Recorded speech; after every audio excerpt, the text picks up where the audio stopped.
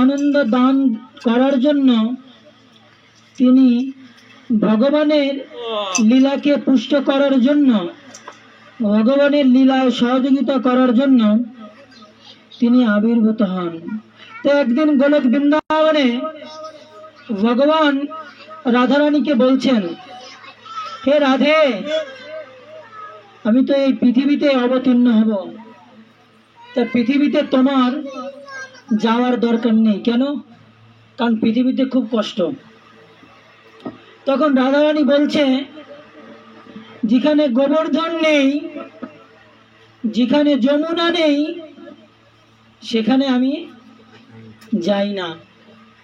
তখন ভগবান বলছে, হে রাধারানী, আমি যেখানে যাব সেখানে বৃন্দাবন থাকবে, গোবর্ধন থাকবে, যমুনাও থাকবে। তাই ভগবান আগে আগে এই পৃথিবীতে লীলাবিলাস করার জন্য দেবকীর গর্ভসিন্ধু থেকে কংস মামার কারাগারে চতুর্ভুজ রূপে আবির্ভূত হয়েছিলেন। তা যখন উনি চতুর্ভুজ রূপে আবির্ভূত হলেন, তখন মাতা দেবকী উনাকে বলছেন, হে প্রভু, আমি তো একটা পুত্র চেয়েছি, আপনার মতো পুত্র, কিন্তু আপনার মতো এরকম চতুর্ভুজ পুত্র আমি চাইনি। তাই এইরূপ চতুর্ভুজ পুত্র নিয়ে আমি কি করব?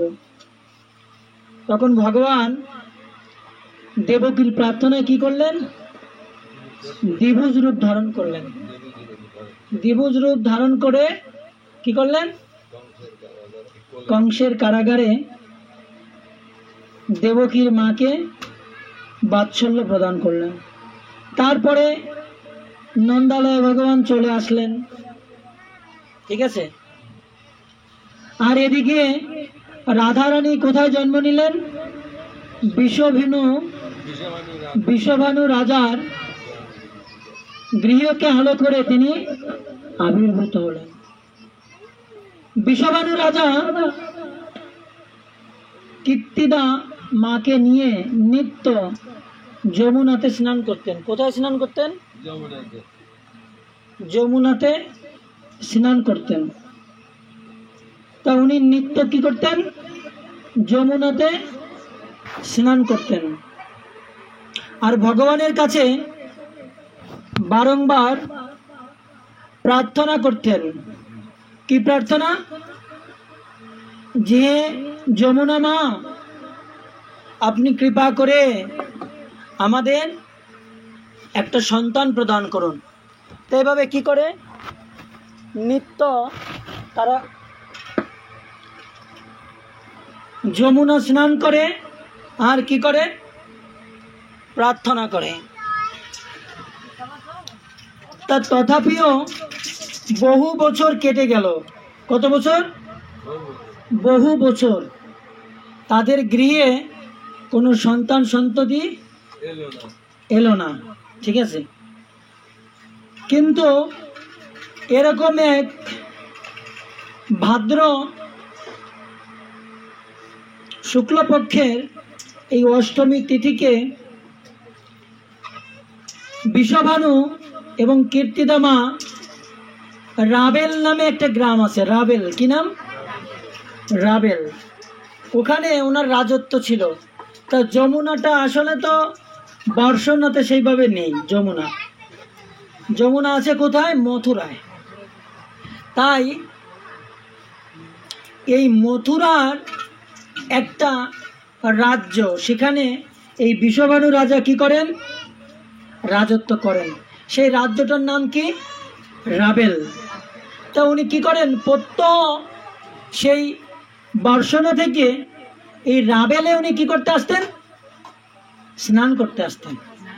যমুনা স্নান। তা স্নান করতে আসতেন আর এরকম যমুনা মায়ের কাছে, কালিন্দীর কাছে প্রার্থনা করতেন যে, কালিন্দী, হে যমুনে, কৃপা করে আমাদের একটা সন্তান প্রদান করো। তা ঠিক এই ভাদ্র শুক্লপক্ষের অষ্টমী তিথিতে তারা রাবেলে যমুনাতে স্নান করছেন। স্নান করতে করতে দেখেন অনেক দূরে একটা জ্যোতির্ময় পদ্ম ফুল। কি ফুল? পদ্ম ফুল। তা রাধারানীর কাছে প্রার্থনা করেছিলাম যে আজকে যেন একটু পদ্ম ফুল তার সেবায় লাগে। তা যাই হোক, পদ্ম ফুল অনেক দুর্লভ, অনেক দূরে। আমরা ঝুলনের সময় ভগবানকে অনেক সুন্দর করে শুধু পদ্ম ফুলের শৃঙ্গার প্রায় 1000 পদ্ম ফুল দিয়ে আমরা শৃঙ্গার করেছিলাম। তো অনেক আনন্দ পেয়েছিল রাধা গোবিন্দ। তা যাই হোক, রাধারানীর সেবায় আজকে আমরা পদ্ম ফুলের ব্যবস্থা করতে পারিনি।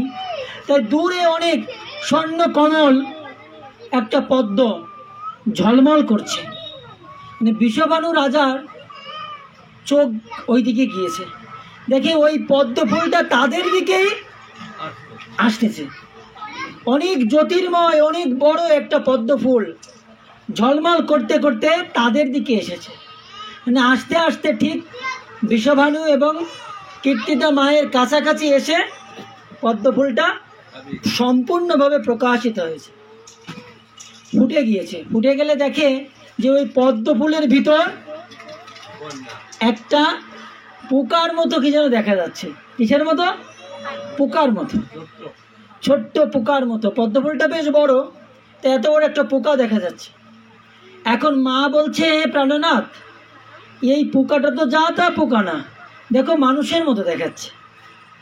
এখন কাছে নিয়ে দেখে সত্যি একটা কন্যা শিশু ওখানে রয়েছে, আর খুব পাও দাবাতাপি করছে, আর কি করছে?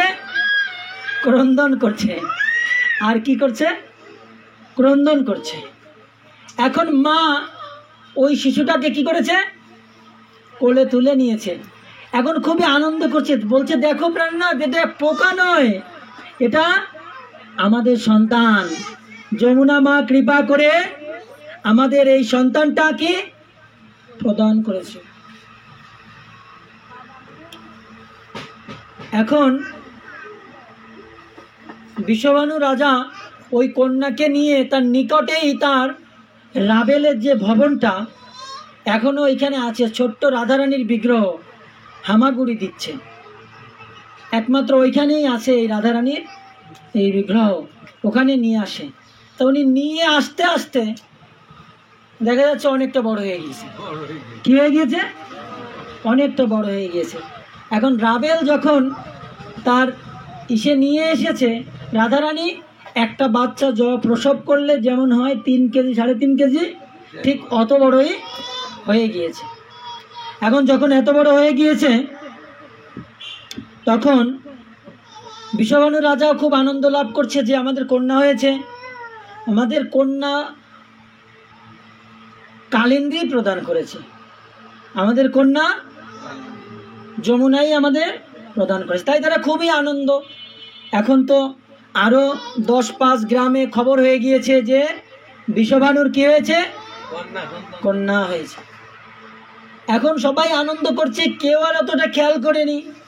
এখন আনন্দ হয়ে গেলে এখন শেষে দেখছে যে কন্যা তো হয়েছে, কিন্তু কন্যার চোখটা বন্ধ। কন্যার চোখ কি? কন্যার চোখটা বন্ধ। এখন মা খুবই কি কষ্ট পাচ্ছে যে একটা এত সাধনা করলাম, সেই বর্ষনা থেকে প্রত্যেক দিন এই রাবেল মথুরাতে এসে যমুনা স্নান করে যমুনা দেবীর কাছে প্রার্থনা করে ভগবানের কাছে প্রার্থনা করেছি, কত কঠোর তপস্যা করে একটা কন্যা পেয়েছি, কিন্তু সেই কন্যাটা কি? সেই কন্যাটা অন্ধ। তাই এটা ভেবে কি হচ্ছে? সবাই কি হচ্ছে? সবাই কষ্ট পাচ্ছে। সবাই কি হচ্ছে? সবাই দুঃখ পাচ্ছে। ঠিক আছে, সবাই কি পাচ্ছে? সবাই অনেক দুঃখ পাচ্ছে যে এত কষ্ট করে একটা কন্যা পেলাম, তথাপিও কন্যাটা কি? কন্যাটি অন্ধ, জন্ম অন্ধ। তারা তাই ভাবছে। এখন তারা তাই ভেবে খুব দুঃখ করছে যে সবাইকে ডেকে ডেকে বলছে, শোনো ওগো সখী, শোনো আমার মনের কথা, আমার দুঃখের কথা শোনো। মরম দিয়া মন দিয়া শোনো আমি কি বলছি। আমার একটা কন্যা জন্ম নিয়েছে, কিন্তু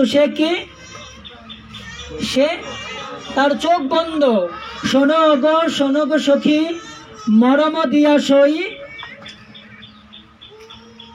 আমার যে কন্যা জন্ম নিয়েছে সে কি হয়েছে? অন্ধ। তো এই দুঃখ আমি কাকে বলবো? করিয়া সাধনা পাইনু অন্ধ কন্যা, এই তো ছিল মোর কপালে। তা বলছে আমি এত সাধনা করেছি, সাধনা করার পরে একটা কি পেয়েছি? একটা অন্ধ কন্যা আমি পেয়েছি।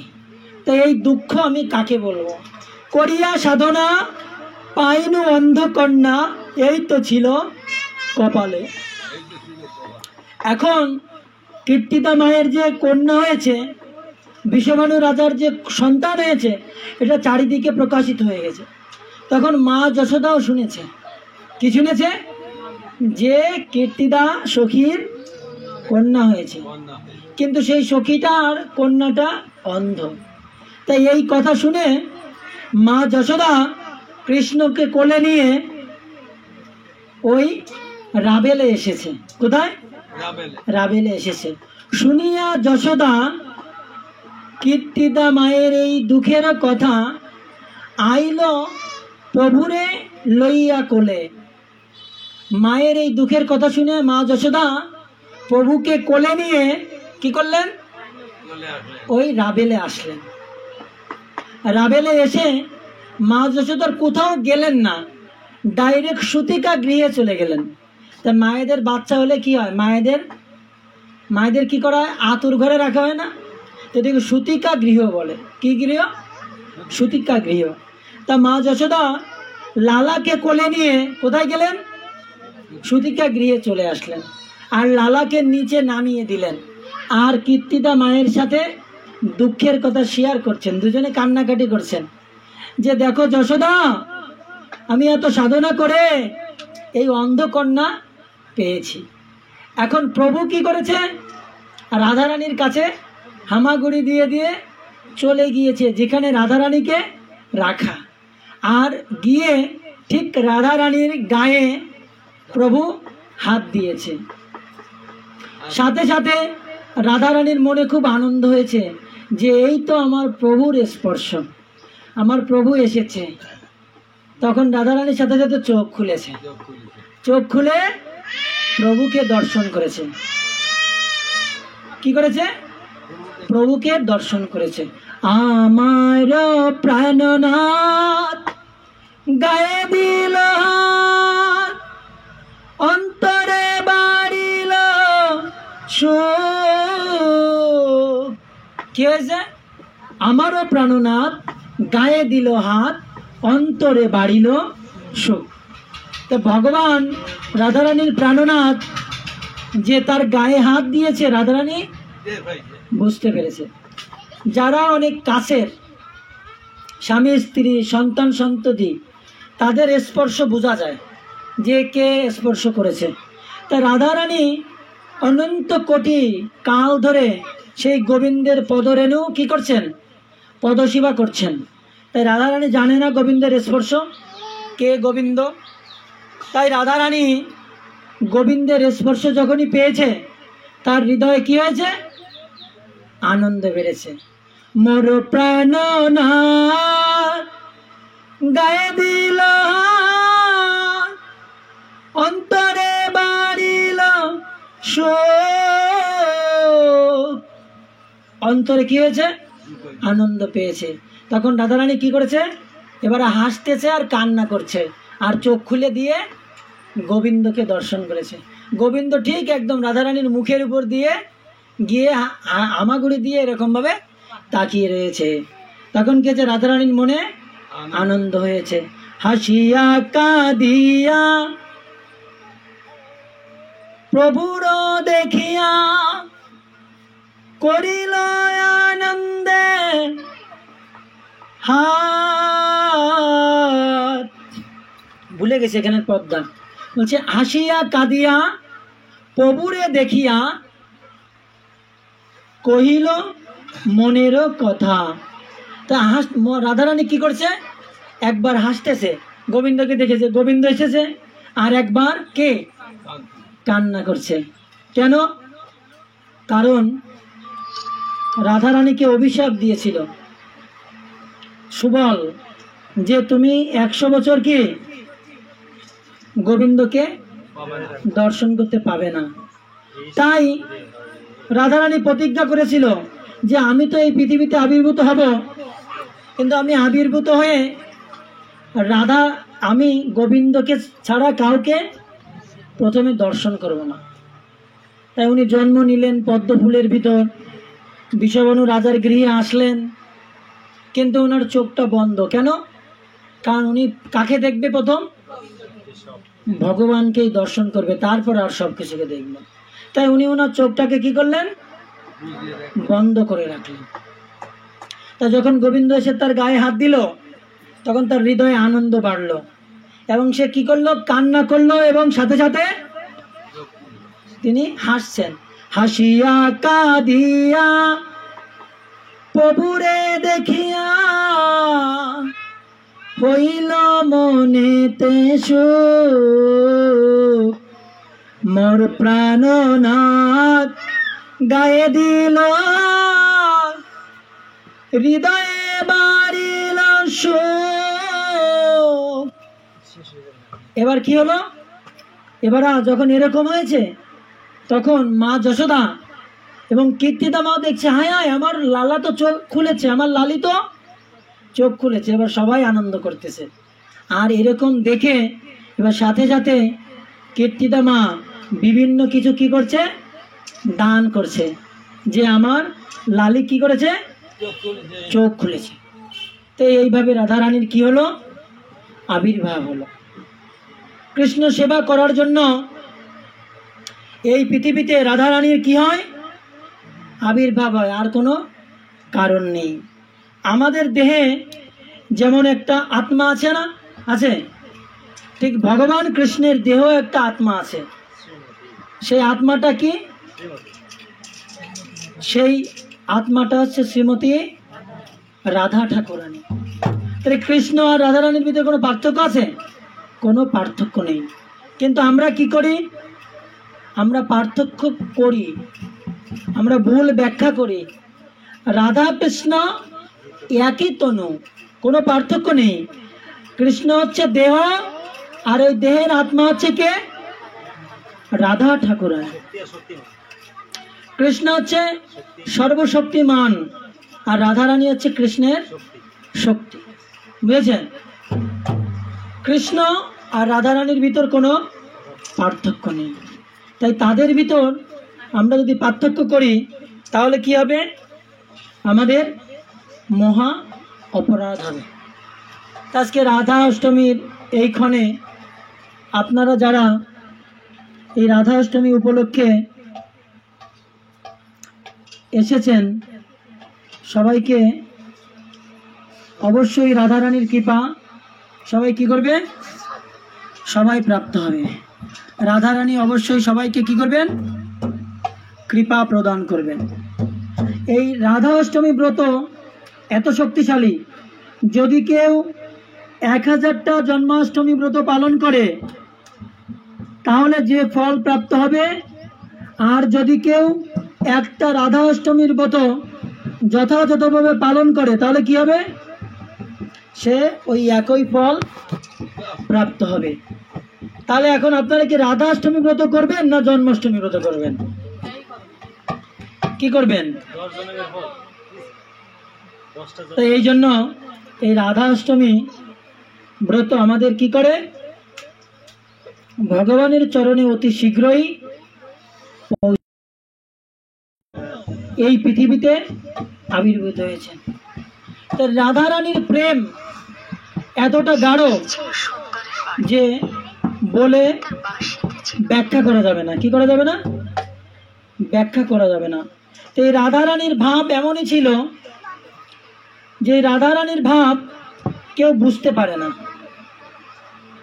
ভগবান কৃষ্ণ এই রাধারানীর ভাবকে অনুধাবন করতে পারতেন না।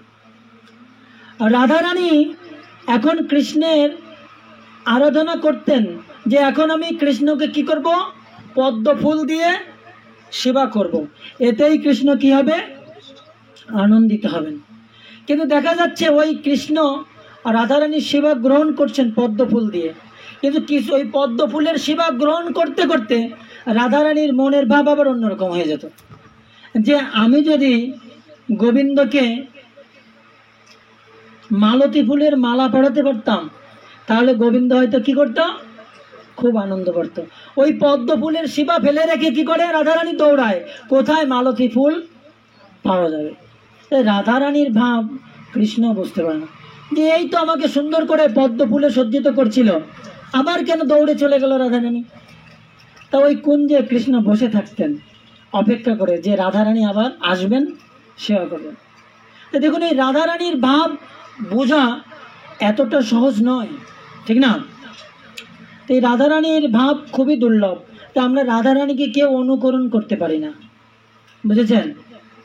কারণ আমরা বেলা 2টো পর্যন্ত 12টা পর্যন্ত একটু উপবাস থাকতে আমাদের কি হচ্ছে, কষ্ট হয়ে যাচ্ছে। তারপরে কিন্তু আমরা কোনো সেবা করি নাই, শুধুমাত্র এসেছি, অভিষেক দর্শন করছি, একটু কীর্তনও করতে পারছি না, আমাদের কষ্ট হয়ে যাচ্ছে, ঠিক না? আর যারা সেই 2-3 দিন ধরে সেবা করছে তাদের কি অবস্থা হয়? তাই আমরা কি রাধারানীকে অনুকরণ করতে পারি? পারি।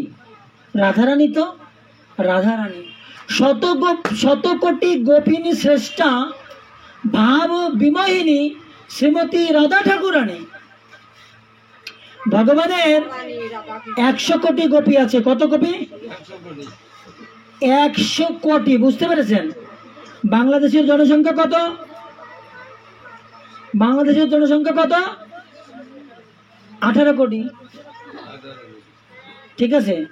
আর ভগবানের গোপী ছিল কত? 100 কোটি গোপী। তো সেই 100 কোটি 100 কোটি গোপী শিরোমণিকে শ্রীমতী রাধা ঠাকুরানী। তো এই রাধারানীর ভাবকে অনুকরণ করা আমাদের উচিত নয়। আজকে রাধারানীর আবির্ভাব লগ্নে এই রাধারানী আমাদের কি করবেন? তার কৃপা প্রদান করবেন। আর তার কৃপা পাবো আমরা কিভাবে? যদি আমরা রাধা নাম জপ করি। যদি রাধা নাম আমরা জপ করি তাহলে কি হবে? আমরা রাধারানীর কে কৃপা পাবো। আর সেই রাধা নাম কি? আর সেই রাধা নাম হচ্ছে কি? হরে কৃষ্ণ কৃষ্ণ কৃষ্ণ হরে হরে, হরে রাম রাম রাম হরে হরে। এটা হচ্ছে রাধা নাম। রাধা নাম আলাদা কোনো নাম নয়। নাম তো কই ওই ভজনটা আমাকে একটু বাইর করে দেন তো। তাই এই রাধা নাম অন্য কোনো নাম না। আমরা যদি রাধারানীর কৃপা পেতে চাই, তার থেকে যদি আমরা সহজে কৃষ্ণকে পেতে চাই, তাহলে আমাদের কি করতে হবে? রাধারানীর আরাধনা করতে হবে। খুব সহজ একটা পথ আছে, সেটা কি? রাধারানীর চরণ ধুলিতে গড়াগড়ি খাওয়া, আর কোনো পথ নেই। তাই আচার্যরা বলছে, কি বলছে? রাধিকা চরণ রেণ ভূষণ কো রিয়াতনু অনায়াসে পাবে গিরিধারী। যে গিরিধারীকে অনন্তকাল সাধন ভজন করেও পাওয়া যায় না, তাকে খুব সহজে পেতে পারেন। কিভাবে? যদি রাধারানীর চরণধুলি সারা গায়ে মাখেন। আরে রাধারানীর চরণধুলি কোথায় পাবেন? কিনতে পাওয়া যায় দোকানে, মেলাতে পাওয়া যায়। কোথায় পাওয়া যায়? বৃন্দাবনে পাওয়া যায়, মায়াপুরে পাওয়া যায়। যেটাই হয় নাম সংকীর্তন, সেই তো বৃন্দাবন, যেটাই হয় নাম সংকীর্তন, সেই তো বৃন্দাবন। এই রাধারণীর ধুলি যেখানে সাধুসঙ্গ হয়, যেখানে নাম কীর্তন হয়, সেখানে রয়েছে। সেখান থেকে ধুলি আমরা আমাদের গায়ে মাখি, তাহলে অনায়াসে কি পাবো? রাধারানীর কৃপা। এই জন্য যেখানে বৈষ্ণব সেবা হবে সেখান থেকে রাধারানীর চরণ ধুলি সংগ্রহ করে একটা কৌটায় ভরে রাখতে হবে, বুঝেছেন? প্রত্যেক দিন এই চরণ ধুলি গায়ে পাউডার না মেখে, বুঝেছেন, স্নেহ সাবান পাউডার ক্রিম না মেখে যদি রাধারানীর চরণ ধুলি মাখি, তাহলে কি হবে? অনায়াসে পাবে গিরিধারী, অনায়াসে পাবে গিরিধারী। সবাই রাধিকা চরণ রেণু ভূষণ করিয়া তনু, রাধিকা চরণ রেণু ভূষণ করিয়া অনায়াসে পাবে গিরিধারী।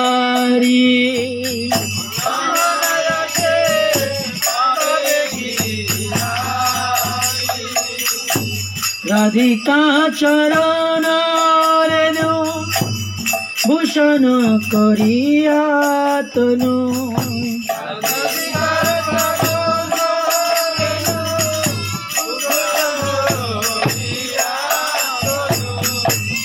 অনায়াসে পাবে গিরিধারী, অনায়াসে।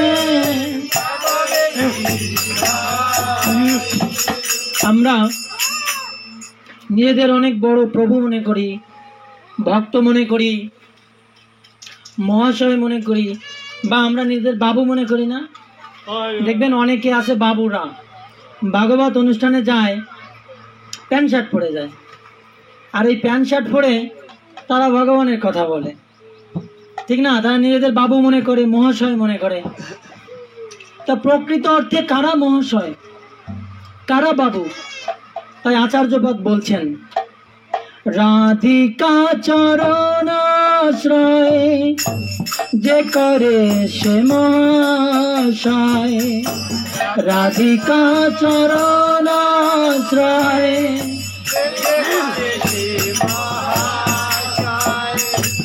তারে মই যাও বলিহারি,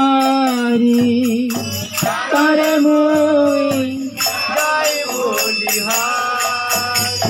যারা রাধারানীর নামকে আশ্রয় করেছে, চরণ আশ্রয় করেছে, বাঁচতে থাকবে, তারা হচ্ছে মহাশয়। তারা কি? তারা হচ্ছে মহাশয়।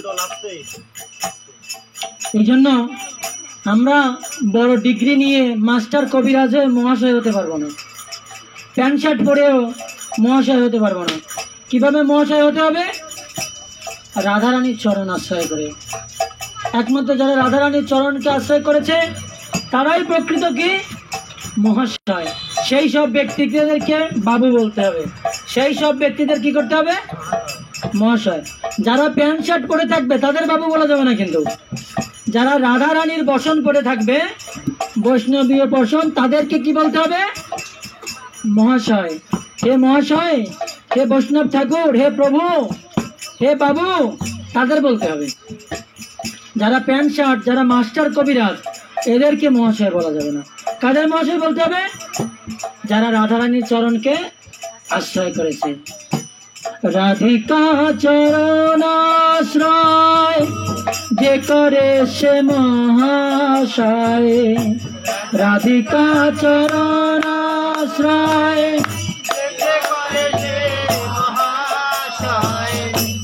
তারে মই যাই বলিহারি, তারে মই রাধিকা চরণ রেণু ভূষণ করিয়া তনু।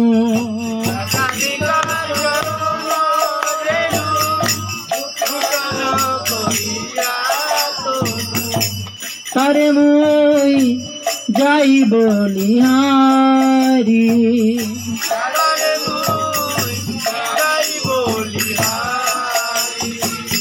জয় জয় রাধানা বৃন্দাবন যার ধাম। জয় জয় রাধানা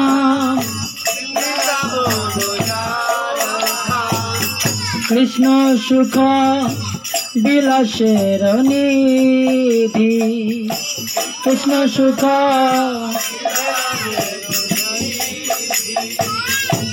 রাধিকা চরণ রেণু ভূষণ করিয়া তনু।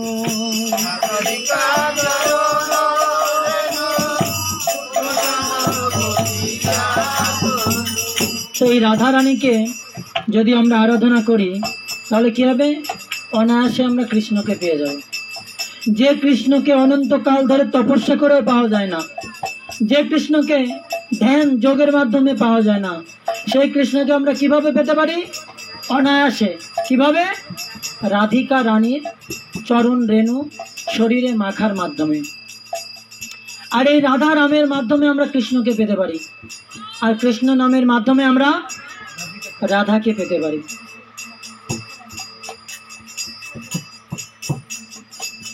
কৃষ্ণ নাম গানে ভাই রাধিকা চরণ পাই।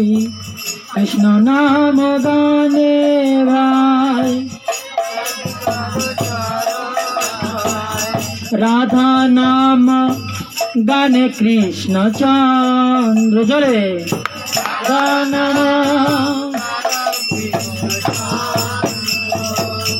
কৃষ্ণ নাম গানে ভাই রাধিকা চরণ পাই।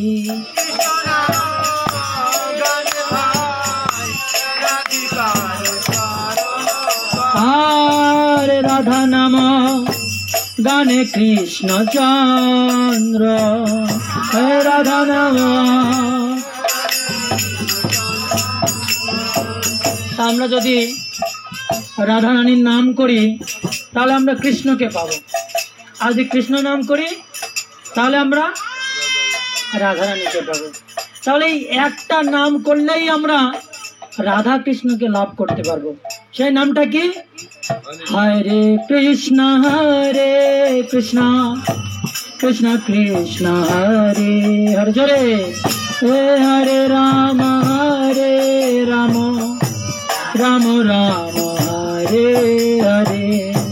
হরে কৃষ্ণ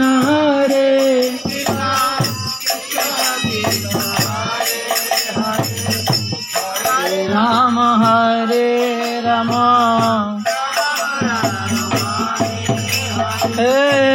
हरे कृष्ण कृष्ण कृष्ण हरे हरे।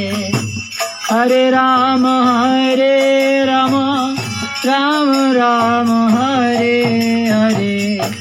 हरे कृष्ण कृष्ण कृष्ण हरे हरे। हरे राम राम राम हरे हरे। हरे कृष्ण कृष्ण कृष्ण हरे हरे। हरे राम राम राम हरे हरे।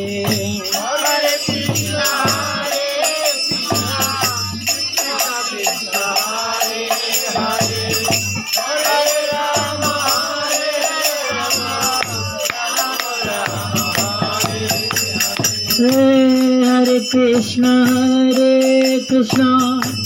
कृष्ण कृष्ण हरे हरे। हरे राम राम राम हरे हरे।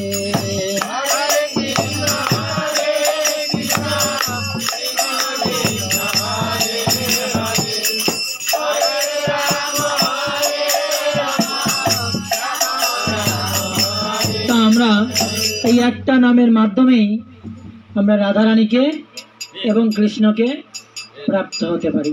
তো আমাদের সবাই এই রাধা নাম করা উচিত। তাহলে রাধা নাম কি? হরে কৃষ্ণ কৃষ্ণ কৃষ্ণ হরে হরে, হরে রাম রাম রাম হরে হরে। আর কৃষ্ণ নাম কি? হরে কৃষ্ণ কৃষ্ণ কৃষ্ণ হরে হরে, হরে রাম রাম রাম হরে। তো এই রাধা রানীর কাছে আমাদের প্রার্থনা করতে হবে নিত্য, হে রাধা রানী, হে সখীগণ, আমি আর জন্ম চাই না, আমি আর মৃত্যু চাই না, আমাকে এই জন্মেই তোমাদের দাসী করো, আমায় কৃপা করো। আমি অনেক জন্ম ভ্রমণ করে এখন সাধুগুরু বৈষ্ণবের কৃপা পেয়েছি, আর আমি জন্ম নিতে চাই না, মৃত্যু চাই না, আমায় করুণা করো, নিজ গুণে কৃপা করো বৈষ্ণব গোসাই।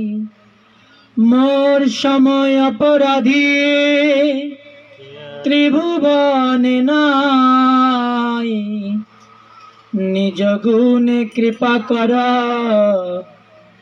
বৈষ্ণব গোসাই। আমার মতো পাপী, আমার মতো অপরাধী আর দ্বিতীয়টা নাই এই পৃথিবীতে।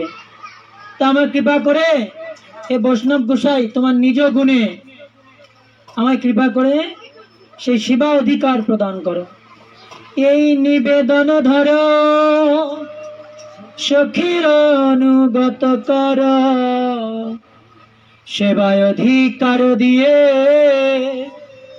কর নিজ দাসী। এই নিবেদন ধর সখীর অনুগত কর, সেবা অধিকার দিয়ে কর নিজ দাসী।